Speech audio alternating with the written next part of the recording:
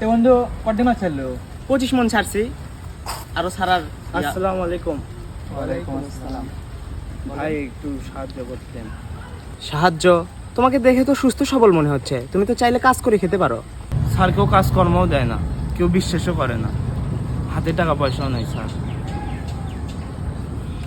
আমার একটা দোকান ঘর ফাঁকা আছে, আমি তোমাকে দোকান ঘরটা দিচ্ছি আর সাথে কিছু টাকা দিচ্ছি। তুমি ব্যবসা শুরু করো, কিন্তু একটা শর্ত আছে, তোমার লাভের প্রতি মাসে লাভের থেকে আমাকে 10% দিতে হবে। তুমি কি রাজি আছো? অবশ্যই স্যার, আপনার অশেষ মেহেরবানি স্যার।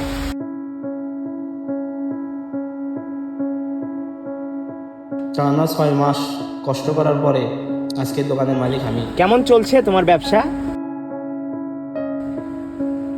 এই মাসে খুব খারাপ ব্যবসা হচ্ছে স্যার, এই মাসে কিছু দিতে পারবো না। 10% তো খুবই অল্প, অন্তত তুমি 1% আমাকে দাও। আমি শুধু দেখতে চাই তোমার আমার কথার মাধ্যমে তুমি সত্যটা ঠিকভাবে পালন করতেছো কিনা। এখন আমার নিজের দোকান, আমি আপনাকে করলে কিন্তু শেয়ার টেয়ার দিতে পারবো না, কেউ করলে সত্য আমি মানি না।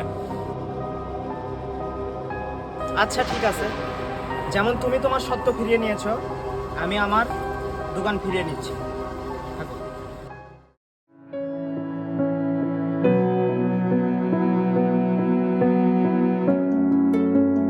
আমি ভুলেই গেছিলাম, এই সব কিছু তো ওনারই। আমি অর্থের লোভে আর ছন্দ হয়ে গেছি।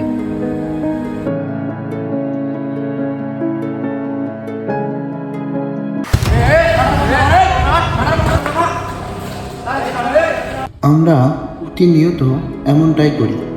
যখন অভাব থাকে তখন আল্লাহর দিকে ফিরে যাই, কিন্তু যখন তিনি দেন তখন আমরা ভুলে যাই কে দিয়েছিল সবটা। মনে রেখো, দুনিয়ার মালিক তুমি নও, তুমি শুধু একজন আমানতদার। আর যিনি দিয়েছেন তিনি চাইলে এক মুহূর্তেই ফিরিয়ে নিতে পারেন।